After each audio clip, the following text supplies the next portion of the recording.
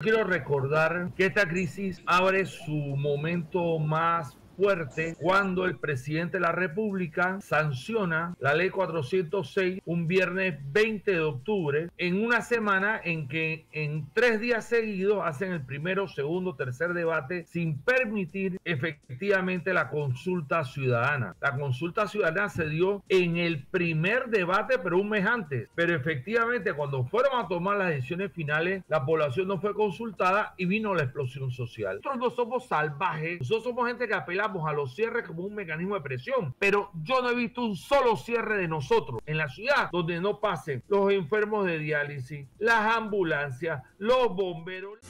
12:38 del mediodía, seguimos con más de nuestro menú ejecutivo Dancón y avanzamos con nuestra segunda parte. Sigue con nosotros el doctor profesor Rafael Candanedo, también nos acompaña en esta ocasión el profesor José Cambra, profesor historiador también, es uno de los voceros siempre en defensa de la educación de los profesores y de los estudiantes. Profesor José Cambra, también parte de la Alianza Pueblo Unido, gracias por acompañarnos y aceptar nuestra invitación esta tarde.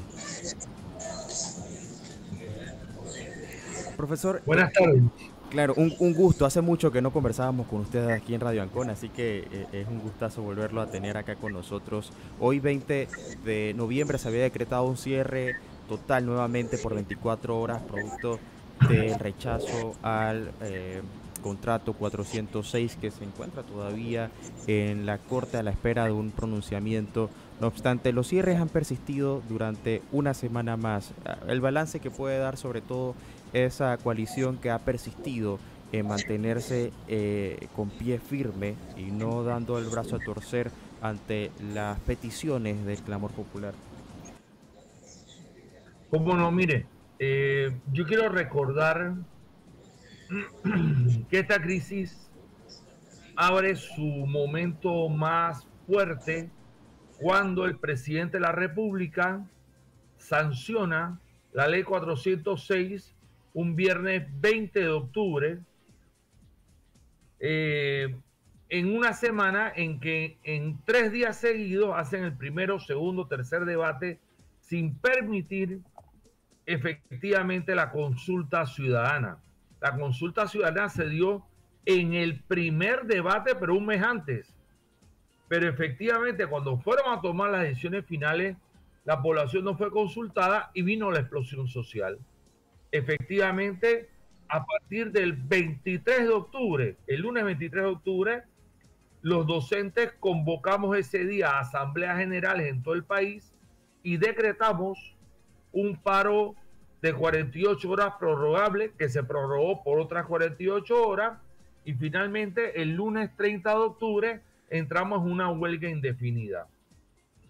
Pero no solamente eso, sindicatos, comunidades, personas han estado protestando en todo el país para eliminar esa ley 406, eliminar el contrato minero y pasar a un programa ordenado de cierre de la mina, cosa que debía hacer la Corte Suprema de Justicia cuando falló en el 2017 la inconstitucionalidad del contrato, lo publicó en el 2021 en Gaceta Oficial y no hizo nada.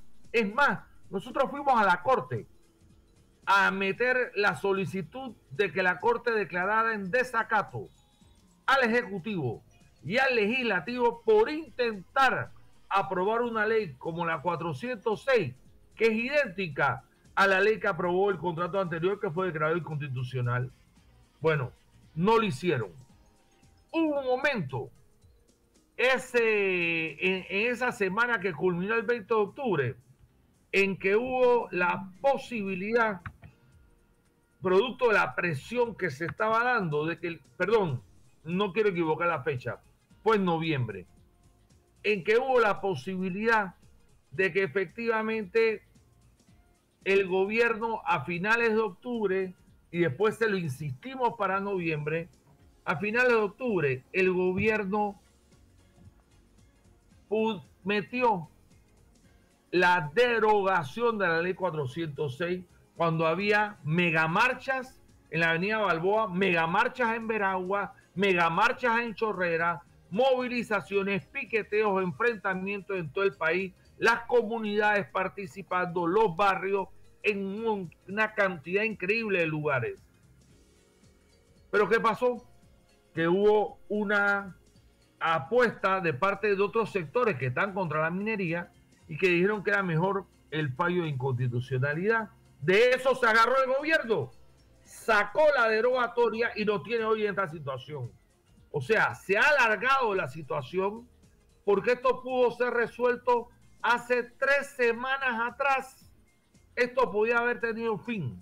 Dígame, mi estimado. Sí, ahora, profesor, le tengo que preguntar. Ustedes como Alianza Pueblo Unido han estado pidiendo que se dé la derogatoria, mientras que otros grupos, como usted bien lo acaba de mencionar, han señalado que la respuesta correcta sería esperar el fallo de inconstitucionalidad por parte de la Corte Suprema. Esto combina un poco también con las exigencias de varios sectores del país que piden a gritos que se abran las vías y que se permita libre tránsito. Esto porque también, según señalan, atenta en contra de la Constitución al impedirse que exista un libre tránsito y con esto pues el paso de alimentos, de medicamentos Claro. y por supuesto las personas que no son de Panamá que han quedado varadas.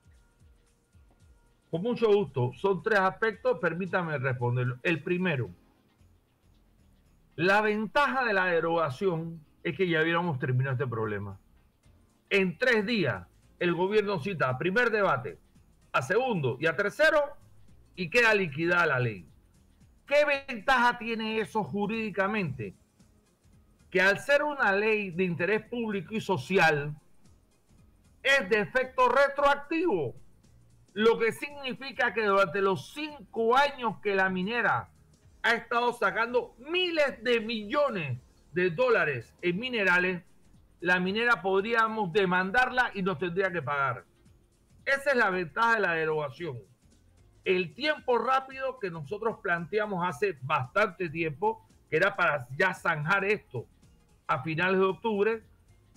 Y segundo, el tema de que podemos demandar a la minera porque esa ley, al tener la disposición que es de interés público y social, sería retroactiva y por lo tanto la minera quedaría de nuevo en la ilegalidad total. ¿Cuál es la ventaja de la inconstitucionalidad? Que el artículo 46 de la cláusula del contrato contenida en la ley 406, ley que es solo de 4 artículos, lo que pasa con esos artículos abarca todas las cláusulas del contrato. La cláusula 46 dice que no es posible una medida de arbitraje si ha habido un fallo de inconstitucionalidad. Entonces, ¿qué pasa? Que estamos hablando de 2 cosas distintas. Nosotros estamos hablando de que la derogatoria permite la demanda. Imagínense, mi estimado. Mire, mi estimado. Sucede que la propia compañía, la propia minera, ha aceptado que ha sacado 2.883 millones de dólares de ganancia en lo que va de este año. Ha informado a sus accionistas que ellos en los 5 años han estado sacando cerca de 20.000 millones de balboas de ganancia. Ellos admiten haber invertido 6.000 millones. O sea, en otras palabras, siendo justos, nos tendrían que pagar 14.000 millones más los 2.833 si hay la derogatoria, porque tendríamos nosotros que demandarle. En cambio, el problema con el fallo de inconstitucionalidad es que no hay ningún fallo de la Corte que sea retroactivo. Esa es una característica típica del derecho. Los fallos de la Corte Suprema son únicos, son definitorios, pero no son retroactivos. Por lo tanto, eso legaliza los 20.000 millones que se ha robado la minera en nuestro país. Con esos 20.000 millones, nosotros lograríamos resolver gran parte de las inequidades, comenzando por entregar al oncológico, lo que el gobierno le ha quitado y le ha negado. Entonces, yo quiero decir algo. Sí. No, siga, termine. Yo quiero decir algo. Entonces, ¿qué sucede hoy? La Corte Suprema anunció hace la semana antepasada que ellos iban a acumular todas las demandas, que son 10, iban a cumplir con los plazos judiciales. Eso nos daba una cantidad de días hasta finales de diciembre o principios de enero. Pero producto del cierre del día jueves y la presión de todos los sectores, ahí todos estábamos unidos en esa presión, resulta que la Corte el jueves, a través de su secretario, explica que van a acumular solo 2 procesos. La demanda que puso Martita Cortejo y la demanda del abogado, se me escapa el nombre. Sevillano. Gracias, mi estimado Candanedo. Gracias. Y entonces, eso expresa la presión que tiene la Corte. Y todo el mundo está esperando el 24, que hay un fallo de inconstitucionalidad en derecho. Sí. Que significa también que la Corte haga ejecutar el fallo. Porque fíjense, el hecho que la Corte no se haya atrevido a declarar en desacato al gobierno y al legislativo crea muchas dudas sobre por qué 6 de ellos son nombrados por este gobierno. Pero yo creo que el pueblo está tan fuerte en su movilización que pensamos que la Corte también podría dar un fallo de inconstitucionalidad efectivo. En otras palabras, nosotros no somos adversarios de la inconstitucionalidad. Nosotros fuimos los primeros, la Alianza Pueblo Unido, que exigió que se declarara en desacato al gobierno y al legislativo por no cumplir con el fallo anterior. Bueno, ahora, mañana el procurador de la administración tiene que decir si es viable o no que llamen también al legislativo. O sea, a ver, si llaman al legislativo, en 3 días esto se resuelve. Vamos a hablarlo claro. Y espero que el 24 sea el fallo de la Corte. Yo solo quiero advertir algo. Si la Corte no falla en derecho, como el soberano, que es el pueblo panameño, quiere, eliminando ese nefasto contrato, aquí viene otra explosión social. No tengamos la menor duda. El gobierno provocó la explosión social en esa semana desde que finalizó 20 de octubre, al ir con esa rapidez a legalizarle lo ilegal a la minera. Ahora, si la Corte no falla en derecho, lo que el pueblo está demandando, la explosión social sería impresionante. Y último punto, el tema referido a los cierres. Yo le quiero decir con toda claridad que los cierres que están afectando a Chiriquí y a Bocas del Toro, nosotros, los gremios docentes, hemos hecho los llamados y hemos hecho todos los contactos solicitando que se abrieran los llamados corredores humanitarios. Eso lo tengo que decir públicamente. Pero el problema es que mientras nosotros estamos hablando hace 2 semanas con bastión por bastión, porque es que allá en la comarca y en el área hacia Boca del Toro, en el área de Boca del Toro hay 40 cierres. En el caso acá hay cerca de 7 cierres en parte del lado de Chiriquí. Y donde estábamos hablando, resulta que unos productores en tierras altas, encabezados por el alcalde, hacen un ataque y se ve la vista terrible de un pobre hombre indígena, que un señor le agarra una piedra y le pega en la cabeza 2 veces y lo pone y lo parte y lo manda al hospital. En ese momento nosotros quedamos mal, porque nosotros estábamos agenciando la apertura de los corredores y se da esa acción. Entonces, otra situación, seguimos intentándolo cuando un tipo siniestro llega a Bejuco y asesina a 2 docentes. O hay quien en Orconcito se da el lujo de atropellar a otro docente. Perdón, hay un compañero, Iván, que es el esposo de una docente. Quiero señalar lo siniestro de este personaje. Este personaje se bajó del carro y preguntó por los dirigentes. La respuesta de las maestras fue: todas somos dirigentes. Y entonces preguntó por los hombres. Miren esto, esto estaba totalmente planeado. Preguntó por los hombres. y donde vio a dos que tenían la gorra celeste, que es el distintivo de la Asociación de Profesores de la República de Panamá. La asociación, la de esta, que en eso están en todas las gorras celestes que tenemos, les disparó sin dudar. O sea, ese hombre estaba direccionado. Estos son elementos probatorios, indicios, como dicen los fiscales, de que efectivamente ese hombre sabe lo que hizo.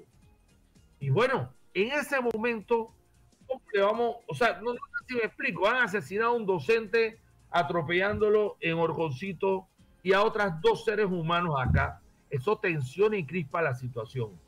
Nuestra recomendación como gremios docentes a los hermanos de los pueblos originarios es que nosotros apelamos a su sabiduría milenaria.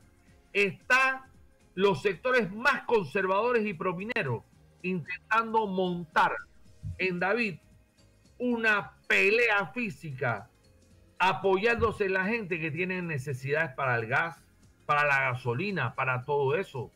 Entonces, por lo tanto, nosotros somos de la opinión que se tiene que abrir ya ese corredor humanitario y efectivamente que la gente tenga lo que todos queremos tener a ese nivel.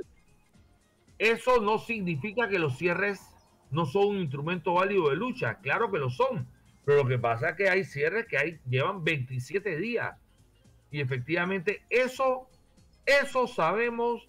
Es más, fíjense lo que hemos hecho nosotros anunciamos desde el día sábado que el partido que va a haber hoy, nosotros el cierre que en la ciudad de Panamá vamos a abrir para que todo el que quiera ir al estadio vaya al juego de fútbol. ¿Cómo no vamos a opinar sobre gente donde no está llegando la comida o el gas? Claro que sí. Claro. Pero, ¿por qué lo hacemos? Porque todos sabemos lo que va a pasar en el estadio. El estadio va a ser una expresión de la lucha contra la minera. Eso lo sabemos. Claro. Entonces, nosotros no somos salvajes. Nosotros somos gente que apelamos a los cierres como un mecanismo de presión.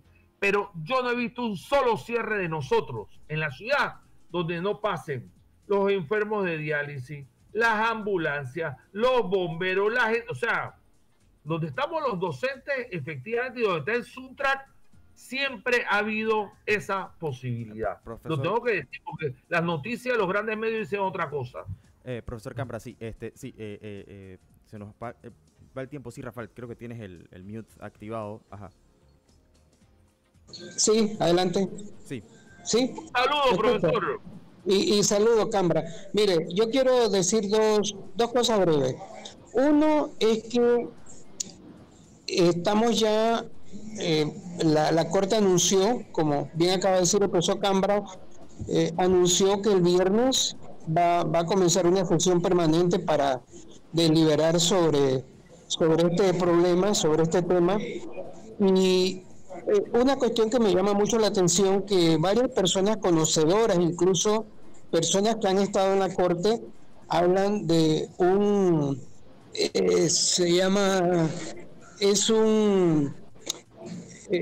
algo constitucional que es la causa juzgada.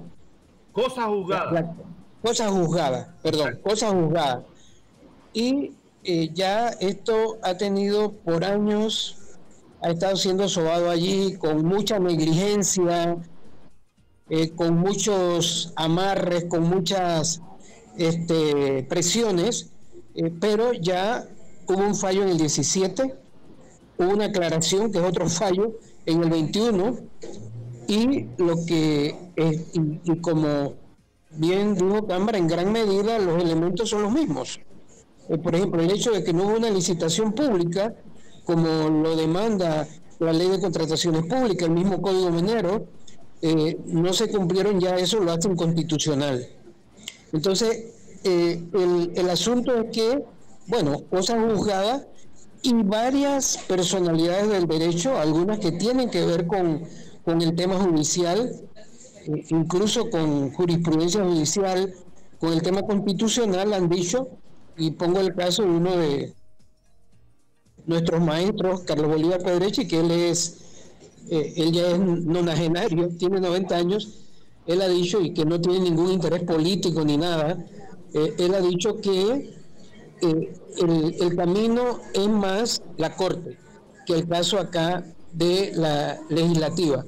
Y en el caso de la legislativa, en realidad cuando el gobierno, el Ministerio de Comercio llevó el proyecto para la moratoria, que es la suspensión de los contratos mineros en general, que ahí se quedaron más de 10 por fuera, que siguen vigentes, alguien allá en la Asamblea metió un artículo justamente para declarar la derogatoria. Y se pusieron de acuerdo allí las bancadas y todo, dijeron vamos a sacar eso para esperar la Corte. Ahora, el presidente en la última declaración dijo que le estaban pidiendo la opinión al procurador de la administración. Bueno, el asunto es que el viernes ya está esa sesión declarada. Y el otro punto que yo quiero señalar, que tiene que ver con la última parte de lo que estaba hablando el profesor Cambra, es el hecho de que nosotros tenemos que dialogar. Es muy importante. El problema es que el gobierno no tiene legitimidad para dialogar nada. Yo escucho a muchas personas en el país, es que el gobierno, no sé, pero es que este gobierno se quedó sin legitimidad. Y gracias a Dios, no sé, los que creen en Dios o gracias a lo que sea, nosotros no queremos un golpe. Porque la gente prefiere que él se quede allí hasta mayo, que es ahora mismo, a la vuelta de la esquina, y no tener una ruptura. Porque ya hemos vivido eso. Bueno, a pesar de que la Constitución permite que el presidente pueda ser removido y puesto por un ministro. Eso es lo que pudiera ocurrir. Pero bueno, ni él se va, ni nadie toma esa iniciativa. Y en la otra manera de sacar un presidente es por la asamblea, pero si ellos son asamblea, presidencia y minera son lo mismo, yo no veo ninguna diferencia entre Quantum, el presidente Cortizo, Carrizo, más los 40 y tantos diputados. Yo no veo ninguna diferencia entre la minera y no tengo prueba de que ellos cogieron nada, a pesar de que varios diputados, al menos 3 o 4, han dicho que ellos oyeron que habían cogido plata. Sí. Y que eso, además, en los tribunales en Canadá ya hay investigación. Sí. Y esas empresas en Europa y en Canadá y en Estados Unidos, las que se enteran que coimió para tener contrato, ahí tiene un problema más grande. O sea que la pelea también se va a trasladar a Ottawa y a Toronto, las capitales de Canadá. Bueno, lo que quiero decir con esto es que los sectores, los sectores activos en Panamá tienen que buscar el diálogo. Por eso es importante que los educadores se reúnan con el prestigio que tienen con los indígenas y consigan ese corredor humanitario. Gracias, porque el gobierno no hay, el gobierno perdió todo tipo de legitimidad, ni para comprar raspado, porque la gente dice, el raspado me lo da sin Carrizo y me lo da sin leche condensada, ni para eso tiene autoridad el gobierno. Bueno, Rafael, gracias. Eso es lo que quería decir. Nos quedamos sin tiempo, tenemos que entregar el programa, ya viene la cancha. Gracias al profesor José Cambra por aceptar también nuestra invitación esta tarde. Nos hubiera gustado seguir la conversación. Viene la cancha con Miguel Ángel Cuadra, 2 horas de información. Gracias a todos los que nos acompañaron. Hasta una Cuando próxima. quieran, estoy a la orden. Saludos al profesor Canedo, saludos a ti, por favor. Encantado. Gracias. Miguel. Encantado, profesor Cambra, encantado, Matías. Buenas tardes. Buenas tardes a todos los que nos sintonizaron en la tarde del Ejecutivo ANCON. Nos tenemos que ir para la cancha con Miguel Ángel Cuadra. Ya empiezan 2 horas informativas, viene el juego de Panamá, así que usted no se vaya, no se despegue. Esto es Radio ANCON.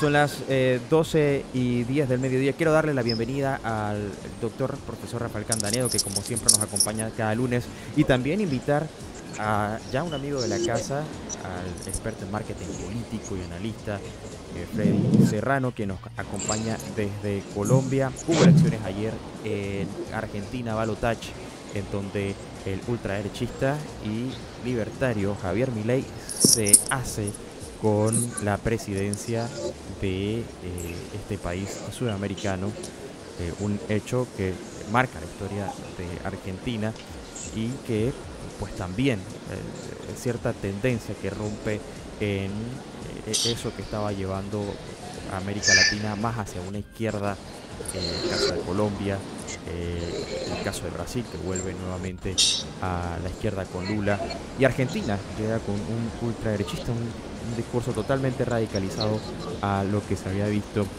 Rafael, bienvenidos, Freddy. Un saludo fraterno para ti, Magdiel, para Rafael. Sin duda alguna, siempre es un gusto, un placer y un verdadero honor acompañarlos de esta linda tierra colombiana. Gracias. Y Rafael, ¿qué tal? ¿Cómo te encuentras? Feliz inicio de semana. Sí, bueno, primero quiero darle un fuerte abrazo a mi amigo, mi hermano Freddy Serrano, y a Magdiel Torres también.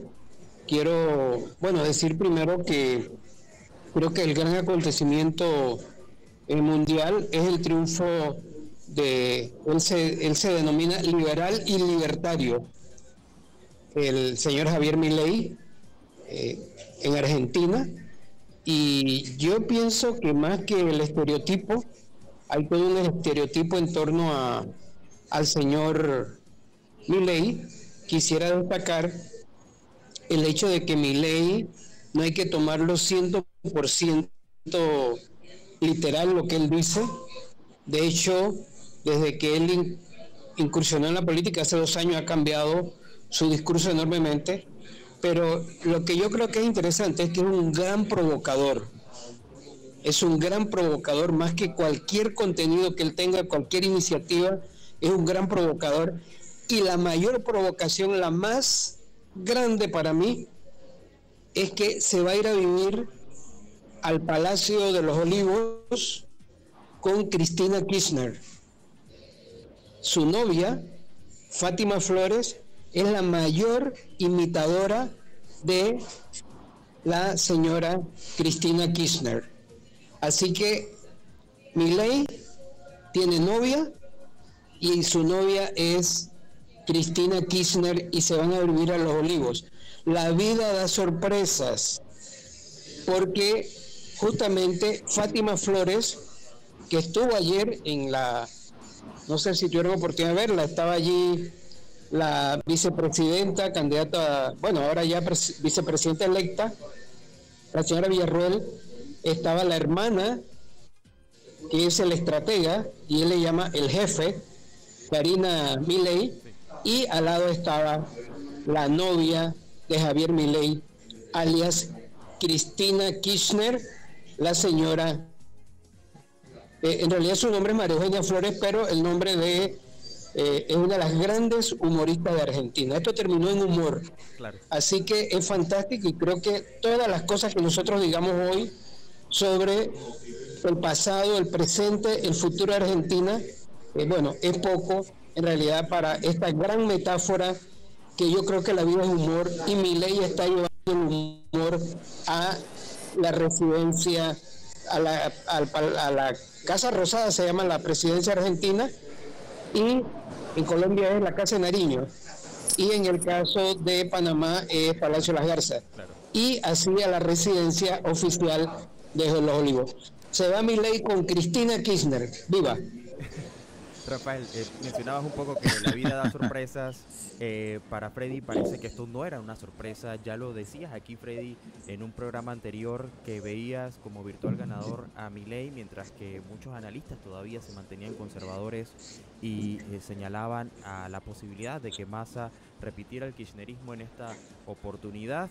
¿Qué factores, como analista político y como experto en marketing político, llevaron a la victoria de Javier Milei, ultraderechista? Un discurso bastante radical y que incluso fue aprovechado por la campaña de Massa, infundiendo miedo para tratar de desvincular esa oportunidad que vimos que no le alcanzó a Massa para quedarse en el gobierno. Esto que voy a decir casi siempre no le gusta a Rafael, pero me encanta lo que escucho. En efecto, del amor al humor, el triunfo de Milei no solo significa una transformación en el panorama político, es también un reflejo de la profunda insatisfacción de la sociedad con el status quo, y a pesar de la polarización existente y la ausencia de una propuesta de gobierno clara, Milei pues logra capitalizar la ira y la desilusión generalizada, asegurándose con el 55.69% de los votos. Ese triunfo no se basa en una propuesta de gobierno detallada ni en una afinidad ideológica clara, incluso careciendo de la estética en su comunicación que sí tenía Sergio Massa. En cambio, la elección es el reflejo de la ira hacia la situación política actual y el deseo de un cambio radical. La economía en crisis, una inflación del 143% en el peso en caída libre, con altos niveles de pobreza. Esto crea un caldo de cultivo para la desesperación y el anhelo de un nuevo rumbo, aun cuando ese rumbo no esté del todo claro, como bien lo dice mi amigo y contertulio Rafael Canales. Gracias, Freddy. Y en ese mismo sentido, Rafael, tomando en cuenta que el balotaje de esta segunda vuelta en Argentina se da entre un economista y el ministro de Economía, en donde, como bien lo mencionaba hace un momento Freddy Serrano, es el tema económico una de las principales preocupaciones de Argentina. Esto cómo lo podemos traspolar un poco al caso panameño, en donde el discurso que empieza a sonar más es más hacia la anticorrupción y hacia esa impunidad que tanto tiempo ha causado daño en nuestro país. Sí, bueno, yo creo que más allá de las profesiones, en el caso de Massa, él es un abogado, y en el caso pues de Milei, él es economista. Esto va más allá de las profesiones. Milei es un gran provocador. Se le tilda de ultraderecha, de no sé qué, él mismo se dice libertario, pero en realidad lo que yo creo que es un gran provocador. Y yo pienso que la sociedad argentina, mayoritariamente, en este caso 14 millones de votos a 11 millones de votos del contrincante en esta segunda vuelta a balotaje, la sociedad argentina no ha hecho un salto al vacío frente a la incertidumbre que podría causar Milei, que es totalmente atípico, hizo una candidatura antisistema. Creo que los argentinos es que es una sociedad bastante avanzada, bueno, vamos a decir avanzada culturalmente, es uno de los emporios culturales de América Latina, junto con México, son los más grandes. Bueno, que cada uno dice, si tú estás en Bogotá, dice, bueno, es Bogotá, si estás en Panamá, dice Panamá, si en Lima, Lima, pero es uno de los mayores niveles educativos, donde han nacido corrientes humanísticas de la filosofía, el psicoanálisis. Ese lugar es Argentina, es un lugar muy especial, con una colonización muy especial, de una manera, es un país en muchos aspectos muy avanzado. Entonces, la sociedad argentina, ¿qué es lo que ha dicho? Mira, vamos a elegir a este antisistema, pero hay un sistema que él tiene que respetar.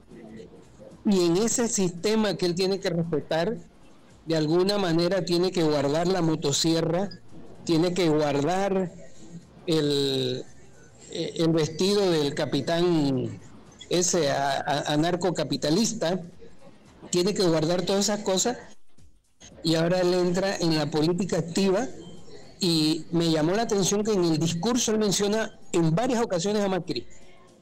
Macri es su mentor en este momento, y es un mentor también emergente, porque Macri entra hace un mes, hace escasamente un mes, después que él ganó la primera vuelta, quedó entre los dos pues más votado, el segundo más votado, con más. Entonces, y también se refirió a la señora Bullrich, que no es una ideóloga nada, pero que tuvo tuvo el coraje de ser candidata a la presidencia y quedó en tercer lugar. Entonces él va a tener que acomodarse a todas estas cuestiones del sistema. ¿Qué pasa con ese sistema? Ese sistema, para muchas de las cosas que él ha propuesto, necesita hacer mayoría en el Congreso. Él tiene muy pocos diputados y los grupos que lo apoyan son minoritarios. Va a tener incluso que negociar, y en el discurso anoche, los dos discursos que él pronunció, allí usted lo está viendo. Y por otro lado, tenemos que va a tener, no tiene ningún gobernador.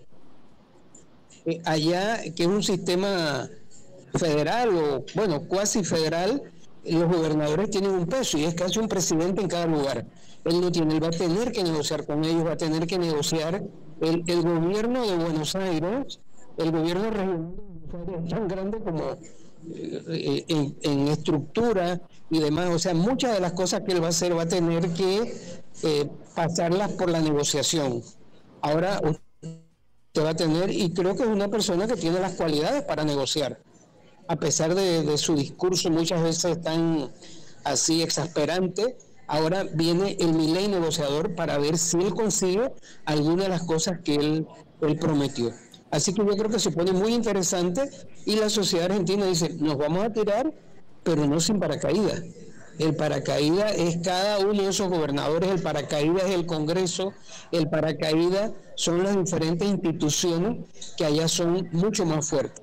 Quizás un poco lo que hizo Estados Unidos con Trump, que Estados Unidos, a pesar de que Trump quiso dar un golpe el 6 de enero del 2021, Estados Unidos sobrevivió a Trump.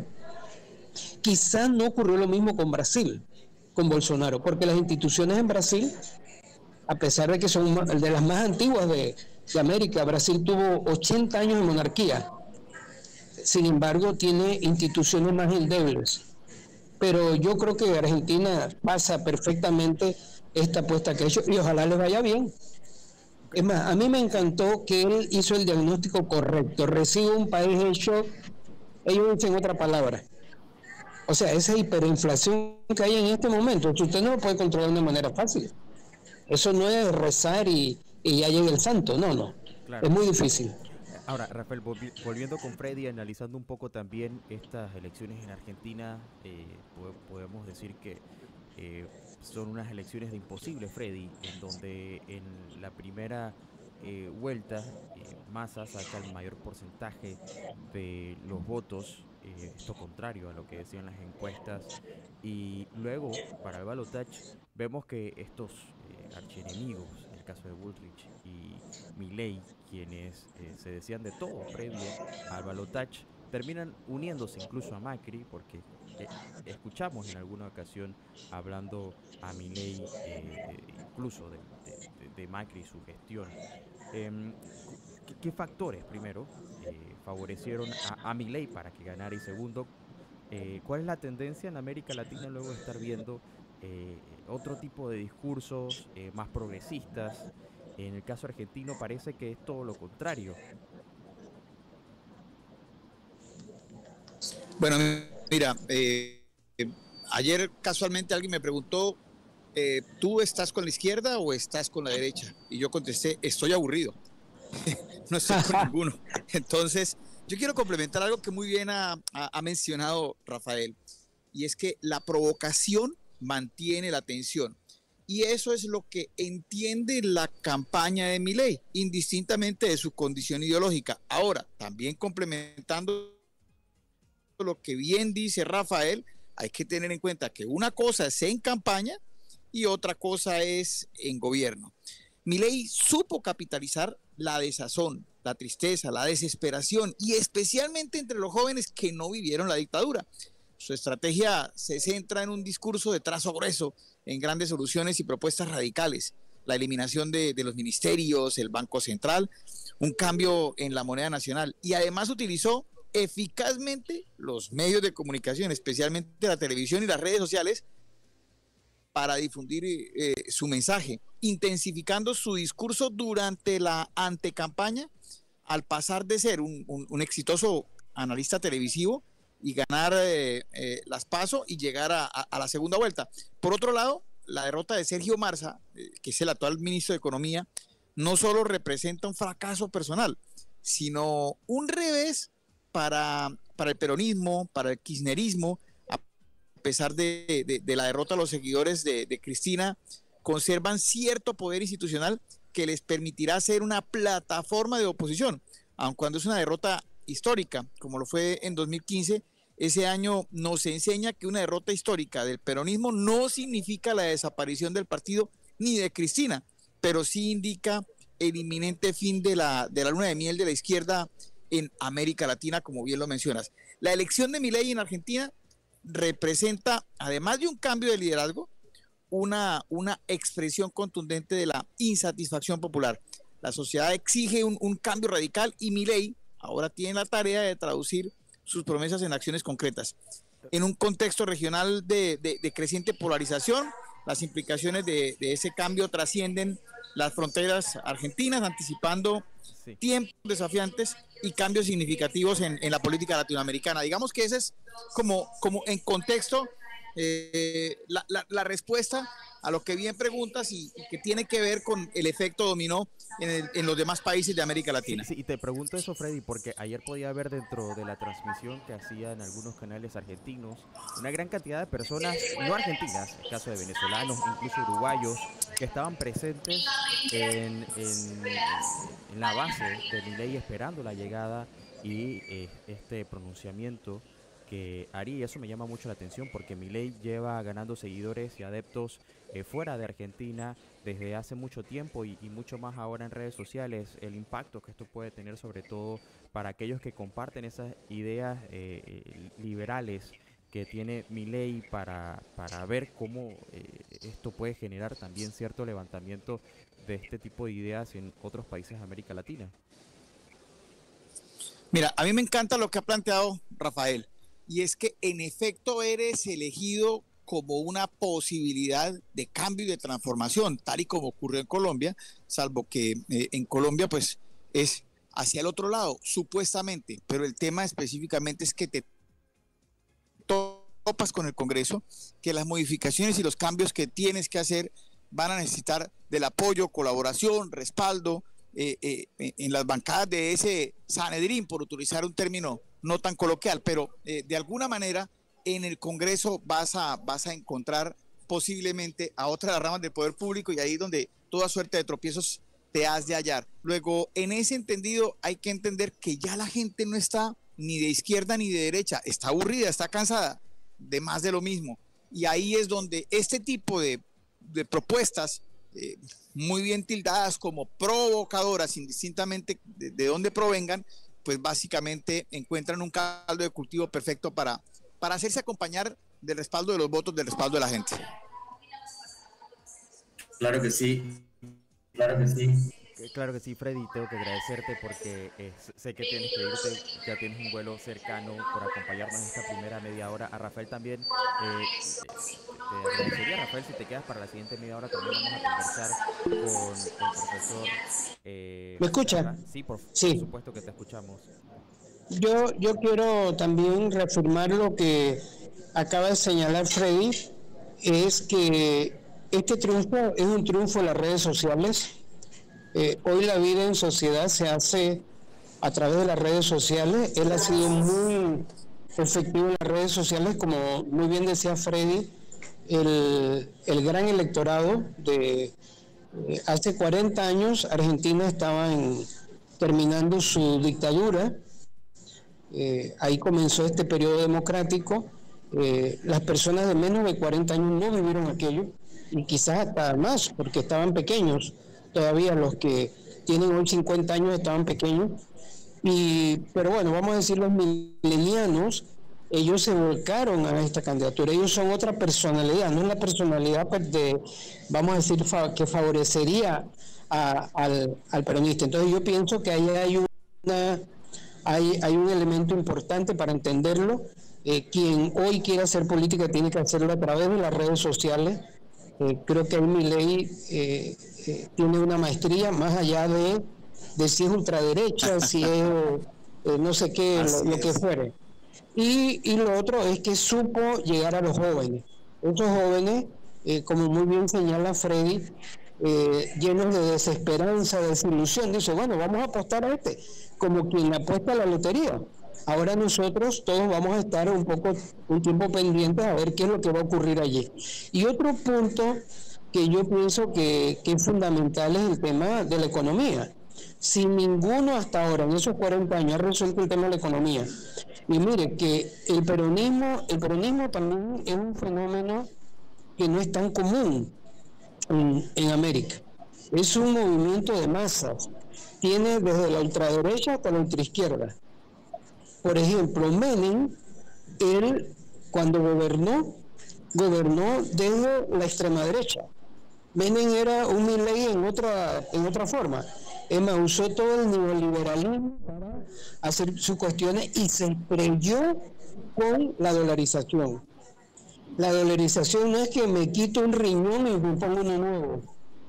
La dolarización tiene que ver con historia de las sociedades, tiene que ver, por ejemplo, él terminó con la dolarización matando las exportaciones, que es el gran atributo y que sigue siéndolo para Argentina, porque entonces se encareció el financiar las exportaciones, porque era en dólares.